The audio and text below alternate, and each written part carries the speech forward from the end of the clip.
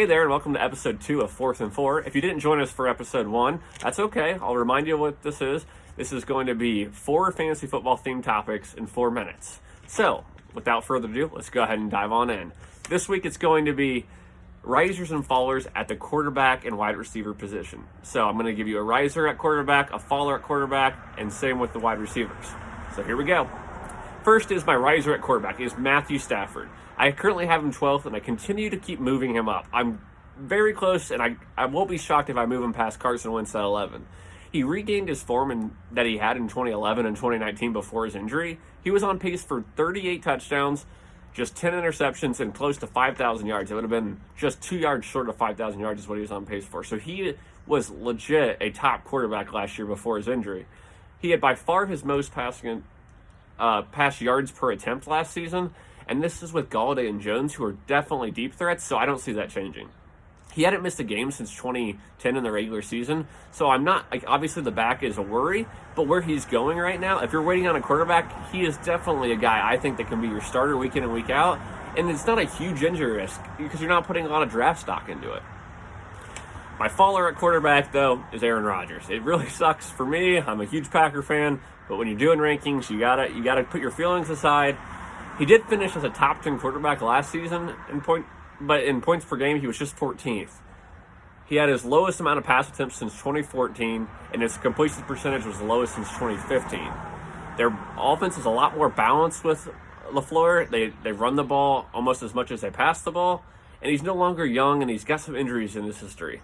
They have a full 3-man attack now after the draft, and like I said last time, he could use another playmaker, but they don't have another playmaker right now besides Adams at wide receiver. So I'm not drafting Aaron Rodgers as a backup quarterback or in Superflex as a number 2, and there's just not a lot of upside unless they give him another option at wide receiver. All right, so riser at wide receiver now. I'm going to go with Tyler Lockett. Through his first 10 games last season, he was the 7th wide receiver in points per game in half PPR. He was above Julio, Kupp, Hopkins, and Golladay. He got hurt in that game in Week 10. He didn't miss any time, but he did regress a little bit after that.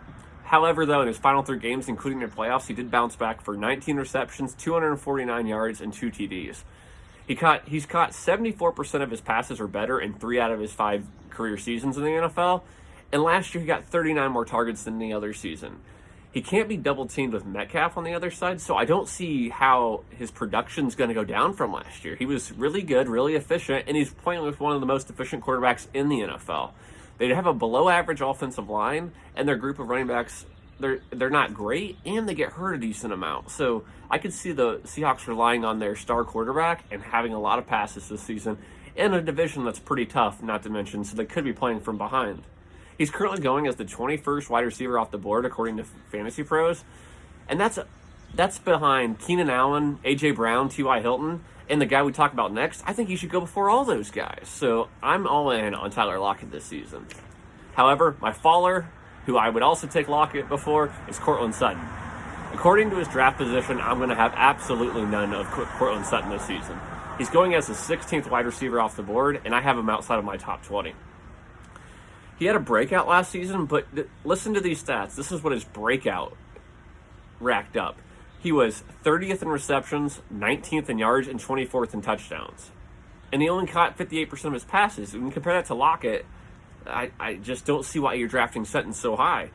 They have a 3-headed monster now at running back after they signed Melvin Gordon, and their defense is legit. They also went out and drafted 2 wide receivers in the first 2 rounds, and they drafted another wide receiver and a tight end later in the draft. He and Noah Fant were the only options they had in the passing game last season, and he only topped 92 receiving yards twice, and he only scored in 4 games. I'm just not in on Sutton. He's a borderline number 2, a good number 3 for me, and like I said, he's going 16th overall, so he's a solid number 2, maybe even a number 1 for people that wait. And he's going ahead of Lockett, Juju, Ridley, and Parker. I'm taking all those guys before him. Well, thank you again for joining for episode 2. We'll be back and we'll do risers and fallers of running backs and tight ends next time. See ya.